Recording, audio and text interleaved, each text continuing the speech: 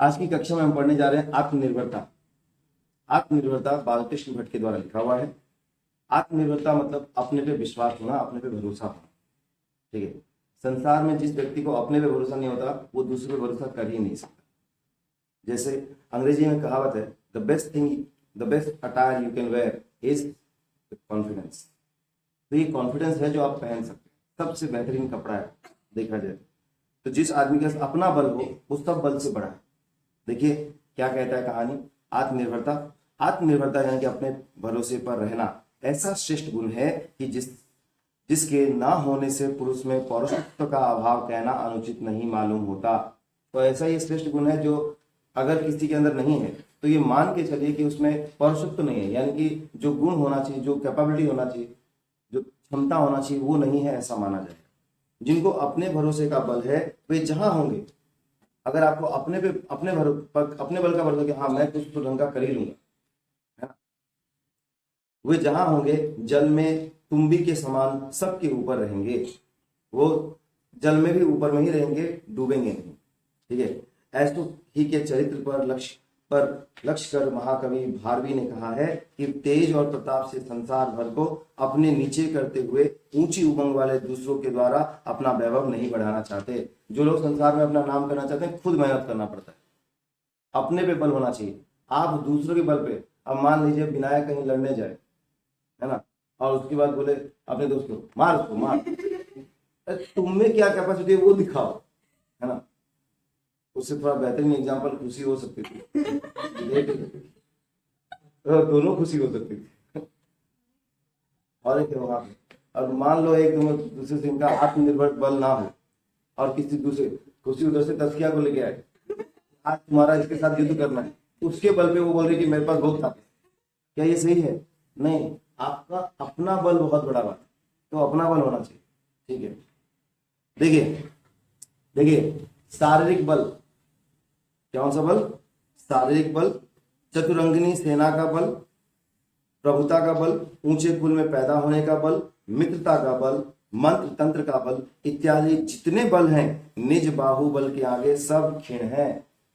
याद रखिए। तो क्या बोल रहा है, कुछ ध्यान देने वाली बात है। देखिए शारीरिक बल, आप खुद बहुत तंदुरुस्त हैं, हट्टे कट्टे हैं, ठीक है। चतुरंगिनी सेना का बल, इतना बड़ा सेना है, आपको विश्वास है कि भाई मेरे पास कितने लोग हैं युद्ध में, मैं जीतूंगा ही। फिर प्रभुता का बल, आपको लगता है कि मेरा नाम चलता है, मैं जो बोलूंगा वो चलेगा, वो है प्रभुता। ऊंचे कुल में पैदा होने का बल, अगर आपको लगता है मैं बहुत बड़ा खानदान में पैदा हूं, उसके कारण वो मेरा पावर है, लोग मुझे उसी से रेस्पेक्ट देंगे या मानेंगे। मित्रता का बल, आपको लगता है मेरा मित्र IAS ऑफिसर है तो सब कुछ हो ही जाएगा, मान लीजिए। या फिर मंत्र तंत्र का बल, संसार में मंत्र तंत्र का भी बल होता है। इत्यादि जितने बल है निज बाहुबल के आगे सब क्षीण बल हैं, यानी कि अपने बल के आगे ये सारे बल नीचे हैं। आत्मनिर्भरता की बुनियाद यह बाहुबल सब तरह के बलों को सहारा देने वाला और उभारने वाला है। आत्मनिर्भरता वाला जो बल है, बाहुबल, इससे अच्छा बल कुछ है ही नहीं। ये सारे बल से ऊपर है। अपने पे विश्वास होना, अपने पे भरोसा होना, या और अपने बाहुबल पे भरोसा होना कि मैं ये कर लूंगा। अब दूसरों के भरोसे रहेंगे, दूसरा आपका काम करेगा संसार में, दूसरा आपका काम आज के समय में, आज के कलयुग में करने के लिए नहीं है भाई, ठीक है ना। जब तक उसका कुछ उल्लू सीधा हो रहा है तब तक वो आपके साथ है, उल्लू सीधा नहीं हो रहा है वो टाटा बाय बोल के निकलेगा।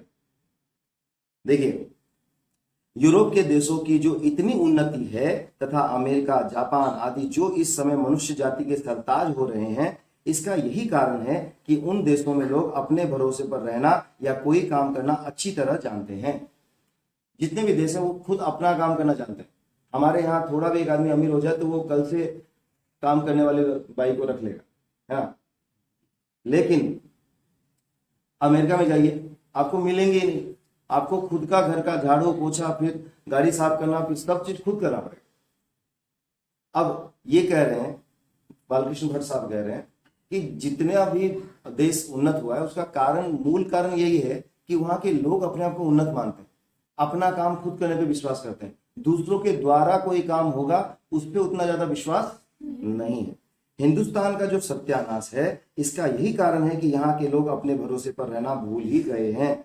इसी से सेवकाई कराना यहाँ के लोगों से जैसी खूबसूरती के साथ बन पड़ता है। यहाँ सेवकाई चाहिए, सब चाहता है मेरा काम कर दे, एक ये काम कर, वो काम कर, पानी ला के दे। अरे भाई कम से कम ढंग का कुछ तो काम अपने मन कर लो। आप में से देखिए कुछ नालायक होंगे, कोई बड़ा बात नहीं, हमें खाना भी खा रहे होंगे, पानी दे, किसी दिन मम्मी वहां से चप्पल दे देगी ना, आपको बोलना हो गया भाई, कितना निर्भर हो गए, एक लेवल तक उनको भी परेशान कर। आप क्या लेवल पार कर चुके, क्यों स्वीप करो। देखिए इसी से सेवकाई करना यहाँ के लोगों की खूब जैसी खूबसूरती के साथ बन पड़ता है, वैसा स्वामित्व नहीं। अपने भरोसे पर रहना जब हमारा गुण नहीं, तब क्यों कर संभव है कि हमारे में प्रभुत्व शक्ति को अवकाश मिले। अगर हम अपने बल पे कुछ काम करना ही नहीं चाहते तो आपको लगता है अपना प्रभुत्व वाला बल मन में आएगा, अपने भीतर में आएगा? बिल्कुल नहीं। मेरी किस्मत और भाग्य पर वे ही लोग रोते हैं जो आलसी हैं। संसार में जो लोग आलसी होते हैं वो अपने भाग्य पर होते हैं, मुझे तो भगवान ने दिया ही नहीं, मैं हे ठाकुर कौन कर लूं। ये वाला व्यवस्था होगा कि बार बार आप दूसरों को ब्लेम गेम खेलेंगे, ठीक है, उसके कारण ऐसा हुआ, मेरे कारण ऐसा नहीं हुआ। किसी ने अच्छा कहा है, देव देव आलसी पुकारा, किसी ने नहीं कहा है। रामायण में ये लाइन लिखा हुआ है, तुलसीदास जी ने ये लिखा है, देव देव आलसी पुकारा। जो आलसी लोग होते हैं वो भगवान को बुलाते हर चीज के लिए। भगवान चाहेंगे तो हो जाएगा, भगवान चाहेंगे तो खाना उठ के तुम्हारे में आ जाएगा। तुम इतने पुण्यवान हो, तुम इतने पुण्यवान नहीं हो कि तुम्हारा खाना उठ के तुम्हारे मुंह में चला जाए। उसके लिए थोड़ा कर्म करना पड़ता है। श्रीमद् भगवद गीता में कहा गया कर्म प्रधान है, हर चीज के लिए काम करना पड़ता है। सर कर्म क्या है? किसी को देखना भी कर्म है, खाना भी कर्म है। हर दुनिया में ऐसा कोई व्यक्ति है ही नहीं जो कर्म के बिना रह जाए। तो कर्म प्रधान है, काम करना पड़ेगा तभी कुछ होने वाला है। तो देव देव आलसी पुकारा, जो आलसी लोग होते हैं वो हर चीज को ईश्वर के ऊपर छोड़ना चाहते हैं, या फिर बोलते हैं जो होना है हो जाएगा। हाँ ठीक है, ईश्वर पे विश्वास, परम विश्वास होना चाहिए, उसमें कोई अगाध, ये एकदम अगाध सत्य है कि विश्वास होना चाहिए। लेकिन आलसी वाले तो सोचेंगे अगर मेरा सारा काम हो जाए तो ऐसा नहीं हो सकता। नेक्स्ट, ईश्वर भी सानुकूल और सहायक उन्हीं का होता है जो अपनी सहायता अपने आप कर सकते हैं। ईश्वर है ना, ईश्वर उन्हीं का मदद करता है जो अपना मदद करते हैं। अंग्रेजी में से कहते हैं God help those who help themselves, जो अपनी मदद करते हैं, ठीक है। अपने आप अपनी सहायता करने की वासना आदमी में सच्ची तरक्की की बुनियाद है। जब आप हर चीज में अपने लिए अपना काम अपने आप से करना चाहते हैं, आप देखिए ये बुनियादी ढांचे में अच्छा चीज है कि आपके मन में ऐसा भावना आना चाहिए कि मैं अपना सारा काम खुद कर सकता हूँ, मैं दूसरों पर निर्भर नहीं रहना चाहता। जब हर चीज के लिए आप दूसरों पर निर्भर रहेंगे, ये एक आदत बन जाएगा और आपका तरक्की जरूर रुकेगा, क्योंकि अपने बल का, अपने ऊपर निर्भर होने वाला बल जरूर होना चाहिए। हाँ मेरे पे इतना भरोसा है कि मैं काम कर ही लूंगा। अपने सुप्रसिद्ध सत्पुरुषों की जीवनियां इसके उदाहरण तो है ही, वरन प्रत्येक देश या जाति के लोगों में बल और ओज तथा गौरव और महत्व के आने का सच्चा द्वार आत्मनिर्भरता ही है। हमारे जितने भी सत्पुरुष हैं उनका बल तो है ही कि वो अकेले ही बहुत कुछ करके गए। उसके साथ साथ जितने बड़े देश हैं, प्रत्येक देश और जाति के तरह आप देखेंगे अपना ओज, अपने पे ज्यादा विश्वास रखना, गौरव का व्यवहार रखना कि नहीं, अगर आप कोई भी ये बोले कि हाँ मैं भारतीय हूँ, ये गौरवता है ना कि हाँ मैं उस देश से हूँ जिसका संस्कृति इतना लाखों साल पुराना है। कोई और दूसरा देश संस्कृति के बारे में बता दे, नहीं बता सकता।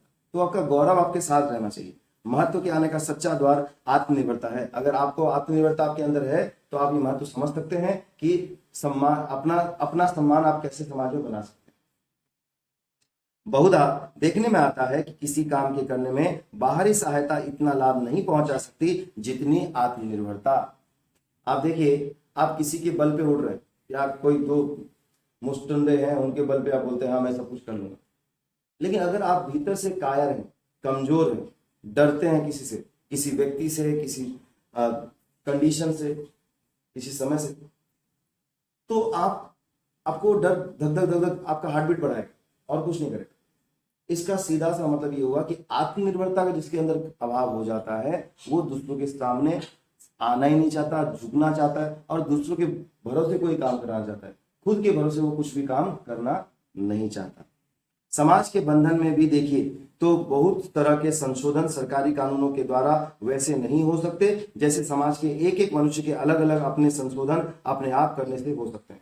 अब देखिए, सरकार ये बोल रहा है कि सरकार चाहे तो बहुत सारे नियम बना ले, ठीक है, लेकिन वो नियम बनाने के बाद वो काम नहीं कर सकता जितना एक अकेला आदमी अपने बारे में सोचेगा, करके दिखा देता। मतलब स्वच्छ भारत अभियान चल रहा है भारत में, सरकार ने इसके लिए अभी तक पेनल्टी नहीं लगाया कि भाई अगर कचरा फेंकेंगे तो कितना फाइन लगेगा। मुझे लगता है जब तक नहीं लगाएंगे तब तक होगा नहीं। पूरा रिटर्न इंदौर वाले को देख लो, लगातार 5 बार से वो रैंक 1 हो रहे हैं, क्लीनेस्ट सिटी इन इंडिया, स्वच्छता का प्रकाष्ठा पे वो पहुंच गए। और हम तो हैं ही बहुत टैलेंटेड लोग हैं, कटक के लोग। आइए कड़े से देखो यहाँ क्या बोल रहा है, कड़े से कड़े नियम आलसी समाज को परिश्रमी, अति व्ययी को परिमित व्यवशील, शराबी को संयमी, क्रोधी को शांत या सहनशील, क्रूर को उदार, लोभी को संतोषी, मूर्ख को विद्वान, दरापंत को नर्म, दुराचारी को सदाचारी, कदर को उन्मत्ता, दरिद्र भिखारी को धनाढ्य, भीड़ डरपोक को वीर, धीरून झूठे गपोड़ियों को सच्चा, चोर को सहनशील, व्यभिचारी को एक पत्नी व्रतधारी इत्यादि नहीं बना सकता। किंतु ये सब बातें हम सब ने प्रयत्न और चेष्टा से अपने में ला सकते हैं। देखिए कोई भी बड़ा से बड़ा कानून आ जाए, लेकिन क्या बोलता है, आलसी समाज को परिश्रमी, कानून आ जाएगा तो सब आलसी परिश्रमी हो जाएंगे? नहीं, कानून से नहीं होगा, ये भीतर का बात है। आप भीतर से अपना आत्मनिर्भरता होना चाहिए, नहीं मैं परिश्रमी बन के दिखाऊंगा, तभी होने वाला। अति व्ययी को परिमित व्यय, जो बहुत खर्चीला है, एक्स्ट्रा वैगेंट कहते हैं इंग्लिश में, बहुत खर्चीला है, उसको आप कंट्रोल में खर्चा करने के लिए बोल रहे हैं। क्या वो कर पाएगा? शायद नहीं, नियम बनाने से शायद नहीं कर पाएगा।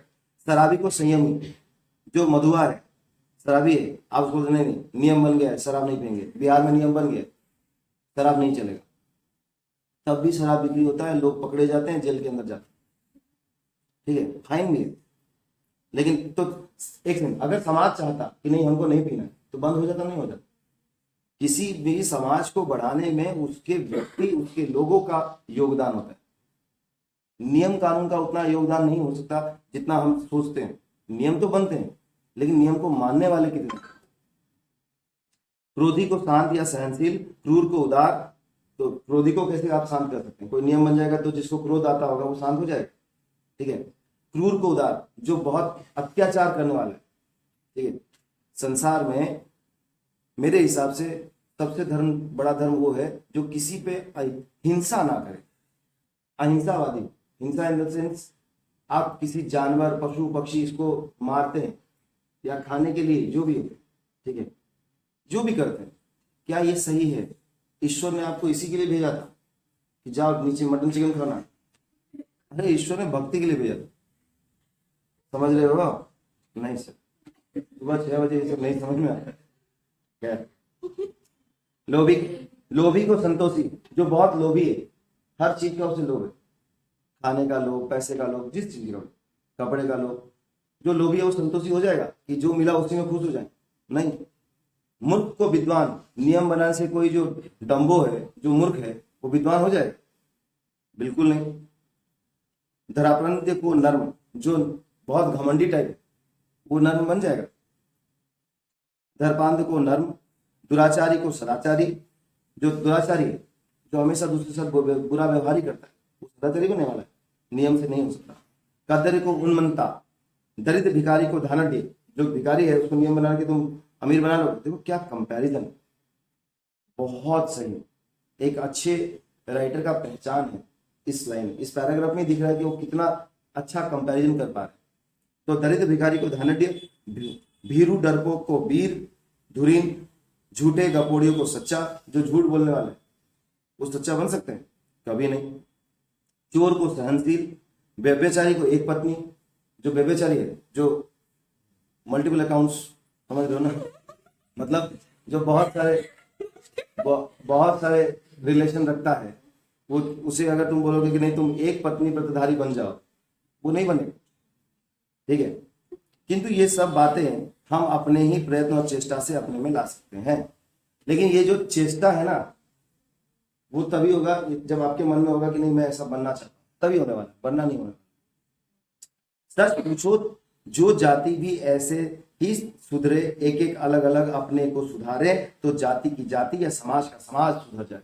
और हर एक व्यक्ति अपने में बदलाव लाना चाहे तो पूरा बदलाव आ जाएगा और जाति का जाति और समाज का समाज सुधर जाएगा।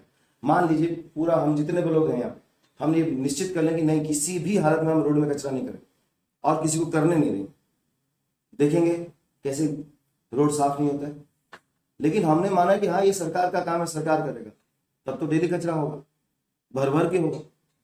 इसलिए और फिर गाना बजेगा, गाड़ी वाला आया कचरा निकाल, दस क्या तू जाना मत, बोले गाड़ी वाला तक कचरा निकाल, घर से निकाल देंगे। देखिए सभ्यता और क्या है, सभ्यता और है क्या, यही कि सभ्य जाति के एक एक मनुष्य, आबाल वृद्ध वनिता, सबों में सभ्यता के सब लक्षण पाए जाए। सभ्यता क्या है, जब आप अपने अंदर सब चीज आपके अंदर खुद प्रेजेंट हो, आप दूसरे पे निर्भर ना हो, आप में वो सारे गुण उपस्थित हो। जिसमें आधे या तिहाई सभ्य हैं वही जाति अर्ध शिक्षित कहलाती है। जिस जाति में कुछ पढ़े लिखे हैं बाकी पढ़े लिखे नहीं है तो वो अर्ध शिक्षित कहलाती है, आधा पढ़ा लिखा। जाति उन्नति भी अलग अलग, एक एक आदमी के परिश्रम, देखिए जाति उन्नति भी अलग अलग और एक एक आदमी का परिश्रम होता है। कई ऐसे लोग हैं जो अपने जाति को बढ़ाने में पूरा जी जान लगा रखे, ठीक है। मैं एक व्यक्ति को जानता हूं जो मिथिलाक्षर मतलब मिथिला का अक्षर सिखाने में इतना जी जान लगा रखे हैं कि नहीं, ये भाषा को मैं, इसका जो गौरव है इसको मैं बना के रखूंगा, इसको जाने नहीं दूंगा, ठीक है। मेरी चेष्टा इस वीडियोस के द्वारा सिर्फ इतना ही होता है कि जो हिंदी भाषी लोग हैं, जो हिंदी पढ़ना चाहते हैं, उनके पास थोड़ा 1.101% भी अगर मैं मदद कर सकूं या उनको कुछ कहीं समझ में आ जाए तो शायद ही मेरा उपलब्धि होगा। अलग अलग एक आदमी के परिश्रम, योग्यता, सुचाल और सौजन्य को मानो जोड़ है, उसी तरह जाति की अवनति एक एक आदमी की सुस्ती। देखो अगर कोई जाति कम रहा है तो उसमें हर एक आदमी का सुस्ती है, जिसमें वो कोई काम करना ही नहीं चाहता।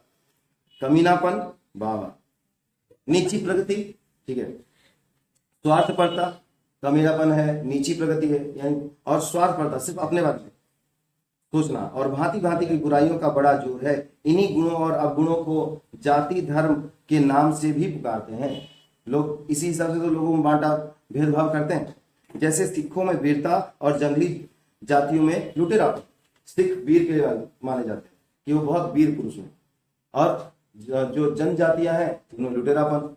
एक देश है सोमालिया, अब अक्सर उसे लुटेरा का देश भी कहते हैं। क्यों? समुद्र के एक छोटा सा आइलैंड है ये, समुद्र से जो भी जाते हैं ना एक तरह से बट्टी मांगते हैं, ए रुक पहले पैसा दे फिर जा, ऐसा। जाति गुणों को सरकार कानून के द्वारा रोक या जड़ मूल से नष्ट भ्रष्ट नहीं कर सकती। कोई भी जाति में, हर एक जाति में अपना अपना गुण होता है, उसे सरकार किसी भी नियम से हटा नहीं सकता। वे किसी दूसरी शक्ल में ना सिर्फ फिर से उभर आएंगे वरन पहले से ज्यादा तरोताजगी और हरियाली की हालत में हो जाएंगे। तो अगर आप किसी चीज को नष्ट करना चाहते हैं नियम कानून के साथ तो ऐसा नहीं होने वाला है। अगर आप किसी चीज के लिए रोकेंगे वो और ज्यादा करेंगे। अब देखिए कहीं जो लिखा होगा डू नॉट स्पीट, लोग बोलेंगे नॉट को पढ़ेंगे डू स्पीट, ठीक है ना। Do not, no parking, no देखते नहीं हो, नो पार्किंग, नो देखते नहीं, यही पार्किंग करना। इसको देखो नालायक हो, यही पार्क, जहां नहीं होगा वहीं पे पार्क करिए, नहीं छोड़ो, बेचारी मना कर रही। जब तक किसी जाति के हर एक व्यक्ति के चरित्र में आदि से मौलिक सुधार न किया जाए तब तक पहले दर्जे का देशानुराग और सर्वसाधारण के हित की वांछा सिर्फ कानून के अदलने बदलने से या नए कानून के जारी करने से नहीं पैदा हो सकती। संसार में जितना भी नियम हो जाए, जब तक इंसान खुद बदलना नहीं चाहता, कोई भी बड़ा से बड़ा नियम उन्हें बदल नहीं सकता, उसमें बदलाव नहीं ला सकता और उस जाति का उन्नति नहीं करा सकता। जालिम से जालिम बादशाह की हुकूमत में रहकर कोई जाति गुलाम नहीं कही जा सकती, वरन गुलाम वही जाति है जिसमें एक एक व्यक्ति सब भांति कदर, स्वार्थपरायण और जातीयता के भाव से रहित है। भले ही बहुत जालिम से जालिम लोग आए हों, बादशाह रहे हों और वो बहुत क्रूरता किए हों, क्रूरता करने के बाद भी अगर एक जाति उनका गुलाम बनना ही नहीं चाहता, मजा बना लेंगे नहीं। जिसमें एक एक व्यक्ति सब भांति कदर है, जहां हर एक व्यक्ति अपना बेस्ट देने के लिए तैयार हो, स्वार्थ परायणता को त्याग दिया हो, अपने बारे में ना सोचे, और जातीयता का भाव हो जिसमें वो अपने को इंप्रूव करना चाहता हो, अपने जाति को बढ़ाना चाहता हो। ऐसी जाति जिसकी नस नस में दास्य भाव समाया हुआ है कभी उन्नति नहीं करेगी। जो दूसरों के यहाँ काम करने वाला मनोवेग से रहता है, यानी कि मुझे कहीं भी काम करना है, अब तो उसका दास्तापन उसके मन में, वो कहीं और काम करके जीना चाहता है, अपने बल पे जीना ही नहीं चाहता। तो आपको लगता है ये उन्नति करेंगे? बिल्कुल नहीं।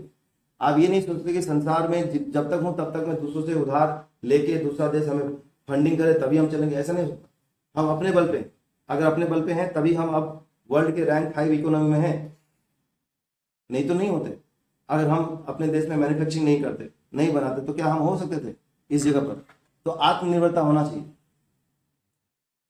चाहे कैसे ही उदार शासन से वो शासित क्यों ना की जाए। तो निश्चय हुआ कि देश की स्वतंत्रता की गहरी और मजबूत नींव उस देश की एक एक व्यक्ति आदमी के आत्मनिर्भरता आदि गुणों पर स्थित है। तो जितना ज्यादा व्यक्ति अपने आप पे आत्मनिर्भर होगा, वो देश उतना ही स्वावलंबी होगा, उतना ही आत्मनिर्भर बन जाएगा। तो यानी कि देश को बढ़ाने के लिए पहले उनके लोगों के मन का विचार भाव बदलना चाहिए, और वो भाव क्या है? आत्मनिर्भरता का, अपने पे भरोसे होने वाला बल का। ऊंचे से ऊंचे दर्जे की शिक्षा बिल्कुल बेफायदा है यदि हम अपने ही सहारे अपनी भलाई नहीं कर सकते। आपको पता है कि मैं फॉर्म फिलअप कर लूंगा तो मुझे एक ये पैसा आ जाएगा, कोई भी पैसा रिटर्न होने वाला, तो आपके साथ अगर गुण है और आप उसके लिए किसी और के ऊपर निर्भर हैं कि ये करेगा तो ही मेरा काम होने वाला है, तब तो वो बोलेगा मैं आज फ्री नहीं हूं, कल आइए, परसों आइए, वो काम बढ़ाएगा। इसलिए अपना काम अपने पे बल पे करने का हुनर रखना चाहिए, कोशिश करना चाहिए। यदि हम अपने ही सहारे अपनी भलाई ना कर सके, जॉन स्टुअर्ट मिल का सिद्धांत है कि राजा का भयानक से भयानक अत्याचार देश पर कभी कोई असर नहीं पैदा कर सकता जब तक उस देश के एक एक व्यक्ति में अपने सुधार की अटल वासना दृढ़ता के साथ विदमूल है। तो जॉन स्टुअर्ट कहते हैं कि राजा कितना भी कठोर क्यों ना हो, कितना ही अत्याचार करने वाला क्यों ना हो, अगर वहां के लोग अपने आप को बदलना चाहते हैं, अपने आप को वैसा सुदृढ़ रखना चाहते हैं, तब राजा कितना भी अत्याचारी क्यों ना हो, वो अपने आप को अपने अच्छे लेवल में बना के रखेंगे। तो राजा के अत्याचारी होने से सब कुछ नहीं हो जाता। आपका जरूरी ये है कि आप अपने में सुधार रखने का, अपने में सुधार करने का जो दृढ़ता है उसको कितना मजबूती से पकड़ के रखें।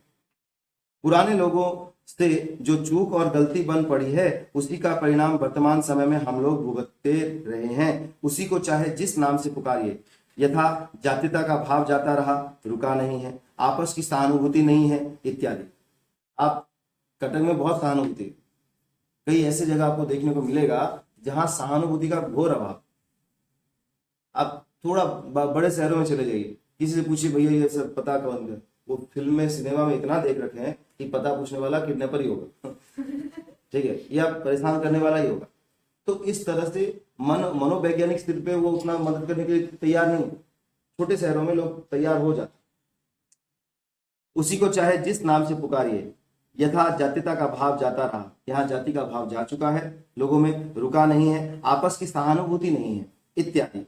तब पुराने कर्म को अच्छा मानना और उस पर श्रद्धा जमाए रखना हम क्यों ना अपने लिए उपकारी और उत्तम माने। जो पुराने अच्छे कर्म थे, जो लोगों ने अच्छा रास्ता बना के गए हैं, उसी को मानना चाहिए तब, क्योंकि हम अपने में अगर सुधार नहीं लाएंगे तो जो पुराने नियम है उसी में जीना पड़ेगा। हम तो इसे निरी चंडू खाने की गप समझते हैं कि हमारा धर्म हमें आगे नहीं बढ़ने देता अथवा विदेशी राज से शासित है, इसी से हम उन्नति नहीं कर सकते। जो ये लोग बोलते हैं वो एकदम झंडूबाम आदमी। इनका बोलने का मतलब ये, मतलब कि बोलने का तात्पर्य इतना सा है कि आप बोलेंगे नहीं मेरा तो धर्म मुझे अलाउ नहीं करता, ठीक है, या मेरे विदेशी राज का शासन है इसलिए मैं उन्नति नहीं कर सकता। आपका अपना इच्छा नहीं है बोल के आप उन्नति नहीं कर सकते। जब तक आप अपने में उन्नति नहीं कर देखना चाहते तो कौन आपको उन्नति करके दे देगा। वास्तव में सच पूछो तो आत्मनिर्भरता अर्थात अपनी सहायता अपने आप करने का भाव हमारे बीच है ही नहीं। यह सब हमारी वर्तमान दुर्गति उसी का परिणाम है। तो आज जो दुर्गति किसी भी व्यक्ति का है उसका कारण यह है कि आत्मनिर्भरता का अभाव होना। बुद्धिमानों का अनुभव हमें यही कहता है कि मनुष्य में पूर्णता विद्या से नहीं वरन काम से होती है। ठीक है, हो सकता है आपके पास विद्या कम हो लेकिन आपका व्यवहार, आपका काम कुशलता, यानी कि कोई भी काम करने का जो ढंग है वो बहुत अच्छा है। तो विद्या भले कम हो लेकिन आप समाज में अच्छे प्रतिष्ठित हो सकते हैं क्योंकि आपके पास उसका एक्सपीरियंस होगा, काम करने की क्षमता है। एक व्यक्ति भले ही पढ़ा लिखा ना हो मान लेते हैं, ऐसे विद्या सबसे बड़ा गुण है, लेकिन अगर ये भी गुण नहीं है किसी व्यक्ति के अंदर लेकिन वो बहुत कामी है, बिल्कुल कामचोर नहीं है, बिल्कुल आलसी नहीं है और उसके अपने पे बहुत भरोसा है, तब तो बिना पढ़े लिखे भी उसके पास वो चीज है जो पढ़े लिखे होने के बाद भी लोगों के पास नहीं होता। यह सब हमारी वर्तमान दुर्गति उसी का परिणाम है। बुद्धिमानों का अनुभव हमें यही कहता है कि मनुष्य में पूर्णता विद्या से नहीं वरन काम से होती है। प्रसिद्ध पुरुषों की जीवनियों के पढ़ने से ही नहीं वरन उन प्रसिद्ध पुरुषार्थी पुरुषों के चरित्र का अनुकरण करने से मनुष्य की पूर्णता आती है। आप बड़ा बड़ा लोगों का किताब पढ़ेंगे, उनके जीवनी को पढ़ेंगे, लेकिन उस जीवनी से कुछ सीखेंगे नहीं, तो ऐसा पढ़ के क्या फायदा। जब आप किसी जीवनी से कुछ सीखते हैं, अपने पर लागू करते हैं, तब उन किताबों का पढ़ने का कोई रहस्य, कोई फायदा होने वाला है। आप कुछ पढ़ के कुछ अपने पे जीवन पे अनुमोदित करेंगे, उसको लागू करेंगे, तभी तो कोई फायदा होगा। यूरोप की सभ्यता जो आजकल हमारे लिए प्रत्येक उन्नति की बातों की उदाहरण स्वरूप मानी जाती है, एक दिन या एक आदमी के काम का परिणाम नहीं है। आज यूरोप अगर इतना डेवलप है तो उसका एक दिन के कारण नहीं हुआ, वहां के जितने लोग हैं उन सभी का उसमें योगदान है, कंट्रीब्यूशन है। जब कई पीढ़ी तक देश का देश ऊंचे काम, ऊंचे विचार, ऊंची वासनाओं की ओर प्रबलचित रहा, तब वे इस अवस्था को पहुंचे हैं। जब आप बहुत ज्यादा सोचते हैं, एपीजे अब्दुल कलाम ने कहा था हायर थिंक हायर गो, आप हायर ड्रीम, आप जितना लंबा सपना देखेंगे, जितना बढ़िया सपना देखेंगे, और उसको करने के लिए ये नहीं कि सोइए सर सपना देखने के लिए सोना पड़ता है, हम सोएंगे दिन रात तब नहीं होगा। सपने वो नहीं होते जो आंखें बंद करके देखी जाती है, सपने वो होते हैं जिसे पूरा करने का निश्चल अटूट विश्वास होना चाहिए कि मैं ये सोचा हूं और ये करके रहूंगा, वो सपना कहलाता है। नींद में जो देखते हैं वो सपना जरूर है, उसे ड्रीम कह सकते हैं आप, नो डाउट, लेकिन आपके मन को, आपको लगता है मुझे यहां पहुंचना है, ये मेरा लक्ष्य है, उसे हम अपना एक एम समझते हैं, गोल समझते हैं, लक्ष्य समझते हैं, और उसके लिए आपका तत्परता, आपका आत्मनिर्भरता, आपका अपना कड़ा मेहनत ही काम देने वाला। वहां के हर एक संप्रदाय, जाति या वर्ण के लोग धैर्य के साथ धुन बांध के बराबर अपनी अपनी उन्नति में लगे हैं। तो यूरोप के लोग सब मेहनत कर रहे हैं, सब मिल बांट के मेहनत कर रहे हैं ताकि उन्नति हो सके। नीचे से नीचे दर्जे के मनुष्य, किसान, कूली, कारीगर आदि और ऊंचे से ऊंचे दर्जे वाले कवि, दार्शनिक, राजनीतिज्ञ, सबों ने मिलकर जातीय उन्नति को इस सीमा तक पहुंचाया है। वहां हर एक व्यक्ति अपने देश के देखे, जिस देश में देश के विरोध करने वाले बहुत सारे हों, यानी कि उस देश का उन्नति तो जरूर होगा जो करने वाले करेंगे, लेकिन उस लेवल में नहीं होगा, उस स्पीड से नहीं होगा जितना होना चाहिए।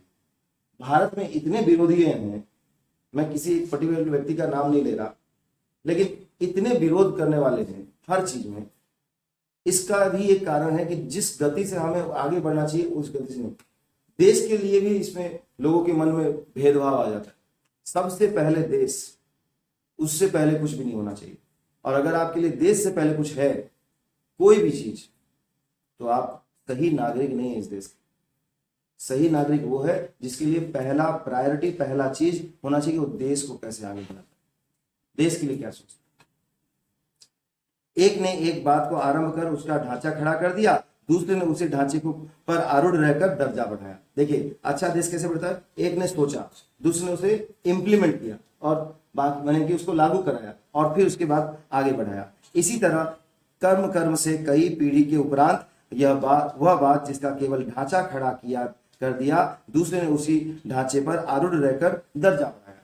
धीरे धीरे आप एक नियम बना रहे हैं, एक चीज सोच रहे हैं कि ऐसा होना चाहिए, तो एक बार सोचते नहीं हो जाता, फिर दूसरा तीसरा सब उसको लग जाते हैं, तब जाके वो बढ़ जाता है। इसी तरह का क्रम से कई पीढ़ी के उपरांत वह बात जिसका केवल ढांचा मात्र पड़ा था, पूर्णता और सिद्धि की अवस्था तक पहुंच गई। जब हमारे भारत में मेक इन इंडिया प्रोजेक्ट बनाया गया था, लोगों ने बहुत मजाक उड़ाया था कि ये नहीं हो सकता, ऐसा नहीं हो सकता। आज देखिए कई चीजों में, मोबाइल मैन्युफैक्चरिंग में रैंक 2 है, ठीक है। सैमसंग दुनिया का सबसे बड़ा मैन्युफैक्चरिंग यूनिट इंडिया में बिठा रखा है, ठीक है। अभी टाटा कंपनी, एप्पल का सबसे, साउथ कोरिया का सबसे बड़ा कंपनी था, उसको एक्वायर कर लिया, खरीद लिया। तो ये सारे चीज धीरे धीरे तब होते हैं जब आप अपने पे विश्वास करते हैं। पिछले साल का डेटा है 1208 नए बड़े बड़े स्टार्टअप कंपनीज बने और सब बेहतरीन कर रहे हैं, सबका प्रॉफिटेबल है। तो संसार में आपको अपने पर निर्भर होना चाहिए। कोरोना के टाइम के बाद से सरकार ने कहा था आत्मनिर्भर, अपने ऊपर विश्वास कीजिए और अपना प्रोडक्ट खुद बनाइए, हर चीज हम इंपोर्ट नहीं करेंगे। खिलौना हमारे देश में बनता नहीं था, चाइना पूरी प्लास्टिक हमको कचरा की तरह बना के भेज देता था। Right now we are rank 2 in the world in manufacturing, दुनिया में हम दूसरे स्थान पर पहुंच गए। ये तभी होता है ना जब आप उस लेवल के हैं, मेहनत करेंगे तभी होगा। है तो पूर्णता की सिद्धि की अवस्था तक पहुंच गई, यानी कि ढांचा बनाने वाला सरकार होता है, करने वाले तो लोग ही होंगे। सरकार मदद करेगा, सरकार हेल्प करेगा, लेकिन जब लोगों का अपना मन से आत्मनिर्भर होगा, देश के लिए सम्मान होगा, सोच होगा, तो ही वो देश आगे बढ़ सकता है और वहां आत्मनिर्भरता होगा। तो यूरोप, अमेरिका जो भी आगे बढ़े हैं उसका कारण ये है कि वहां के लोगों का समर्पण ज्यादा है, आत्मनिर्भरता ज्यादा है, वो अपने पे ज्यादा हो सकता है। ये अनेक शिल्प और विज्ञान जिनकी दुनिया भर में धूम मची है, इसी तरह शुरू किए गए थे और ढांचा छोड़ने वाले पूर्व पुरुष अपनी भाग्यवान भावी संतान को उस तुल्य कौशल और विज्ञान की बड़ी बड़ी बपौती का उत्तराधारी बना गए हैं। आज हमारे पास जितना बड़ा बड़ा विज्ञान है, जो चीजें, ये इसलिए हो पा रहा है क्योंकि पहले किसी ने ऐसा सोचा होगा कि हाँ ऐसा संभव है ना, तभी तो हुआ। क्या आज से अगर सोचिए, कभी हम 2002 ऐसा टाइम था जब कॉल आने का 6-7 रुपया लगता था, इनकमिंग कॉल, जाने का 8 रुपया 1 मिनट का। आज आप 9 रुपया में वीडियो कॉल कर लेते हैं, ऑडियो 2 GB का इंटरनेट मिल जाता है, 100 SMS मिल जाता है, मिलता है ना नहीं? मतलब उस समय तो किसी ने ये नहीं सोचा होगा, उन्होंने ढांचा बनाया, धीरे धीरे ढांचा इस लेवल तक पहुंचा कि नहीं हमको आगे बढ़ना है। तो देश को आगे बढ़ाने के लिए एक जो ढांचा बनाया गया, जो विज्ञान है, जो शिल्प है, उसका बेहतरीन तरीके से इस्तेमाल करना आना चाहिए। और ये वो कर सकते हैं जिनमें आत्मनिर्भरता, अपने पे विश्वास हो कि हम कर सकते हैं। आत्मनिर्भरता के संबंध में जो शिक्षा हमें खेतीहर, दुकानदार, बढ़ई, लोहार आदि कारीगरों से मिलती है। देखिए आत्मनिर्भरता कैसे, सोचिए जो खेती करने वाला है उसका तो आत्मनिर्भर है ना कि वर्षा होगा, उसको विश्वास है, और नहीं होगा तो मैं कहीं से भी पानी खेत में डाल ही दूंगा ताकि खेती हो जाए। दुकानदार को पता है उसका कस्टमर, उसका जो ग्राहक है वो हर रोज आएगा, फिर भी वो दुकान खोल के बैठ रहा है, तो ये आत्मनिर्भरता नहीं है, अपने विश्वास नहीं है। बढ़ई, वो लकड़ी को जब छीलने लग जाता है तो उसको विश्वास है कि मैं इसका एक अच्छा ढांचा, एक कलर अच्छा दे ही दूंगा, ठीक है, आदि कारीगरों से मिलती है। उसके मुकाबले में स्कूल और कॉलेजों की शिक्षा कुछ नहीं है। तो इन लोगों के पास जो आत्मनिर्भरता है, स्कूल कॉलेज की शिक्षा से उतना आत्मनिर्भरता नहीं पाया जा सकता। और यह शिक्षा हमें पुस्तकों या किताबों से नहीं मिलती, वरन एक एक मनुष्य के चरित्र, आत्मदमन, दृढ़ता, धैर्य, परिश्रम, स्थिर अध्यवसाय पर दृष्टि रखने से मिलती है। इन सब गुणों से हमारे जीवन की सफलता है। ये गुण मनुष्य जाति की उन्नति के छोर हैं और हमें जन्म में क्या करना चाहिए इसके सारांश हैं। किताब, शिक्षा ये आपको उतना आत्मबल नहीं बना दे सकता, आत्मनिर्भर नहीं बना सकता जितना आपका अपना बल होना चाहिए, आपका अपना सोच होना चाहिए। तो ये चरित्र बनाना, आत्मदमन होना, आपको अपने ऊपर विश्वास होना, ये सब तभी होगा जब आप अपने पे ज्यादा मेहनत करेंगे। किताबों से आप कुछ सीख सकते, बहुत कुछ सीख सकते हैं, लेकिन आप ये मान के चलिए किताब पढ़ते ही आपका आत्मबल बहुत बढ़ जाएगा, आत्मनिर्भरता आ जाएगा, ऐसा नहीं। ये थ्योरेटिकल चीज नहीं, ये प्रैक्टिकल चीज है, ये आपके अंदर होना चाहिए। बहुतरे सत्पुरुषों के जीवन चरित्र धर्म ग्रंथों के समान है, जिनके पढ़ने से हमें कुछ ना कुछ उपदेश जरूर मिलता है। जितने भी सदगुरु हैं, जितने भी संत लोग हैं, उनके जीवन को पढ़ने से आपको इतना जरूर पता चल जाएगा कि कुछ सीखने लायक तो जरूर है, आप कुछ ढंग का सीख ही लेंगे। बड़प्पन किसी जाति विशेष या खास दर्जे के आदमियों के हिस्से में नहीं पड़ा। जो कोई बड़ा काम करे या जिससे साधारण का उपकार हो, वही बड़े लोगों की कोटि में आ सकता है। बड़प्पन हमेशा बड़े खानदान में पैदा होने से, अमीर करने से तो होता है, ऐसा नहीं है। छोटा से छोटा आदमी अगर बहुत बड़ा काम किया होगा तो लोग उसको संसार जीवन भर याद करके रखेंगे। वह चाहे गरीब से गरीब या छोटे दर्जे का क्यों ना हो, बड़े से बड़ा है, वह मनुष्य के तन में साक्षात देवता है। भले ही वो छोटा हो, लेकिन उसके मन में बहुत ऊंचा करने का है और वो अपना सोच से, अपना आत्मनिर्भरता से ऊंचा किया है, तो आज के जमाने में वो साक्षात देवता है, क्योंकि उसने जो सोचा वो करके दिखाया। हमारे यहाँ अवतार ऐसे ही लोग हो गए हैं। सवेरे उठकर जिसका नाम ले लेने से दिन भर के लोग लिए मंगल होना पक्का समझा जाता है। संसार में, भारत में वैसे बहुत सारे ज्ञानी लोग, सदगुरु लोग, सत्पुरुष लोग हैं जो भारत में जन्म लिए, और उनका नाम अगर लो तो तुम्हें लगेगा कि हाँ दिन भर अच्छा निकल जाए। स्वामी विवेकानंद, ऐसे महा महिमाशाली जिस कुल में जन्मते हैं वह कुल उजागर और पुनित हो जाता है। ऐसे ही की जननी वीर प्रशु कही जाती है, और जो ऐसे पुरुषों को जन्म देती है वो वीर प्रशु कही जाती है, वो माता धन्य है।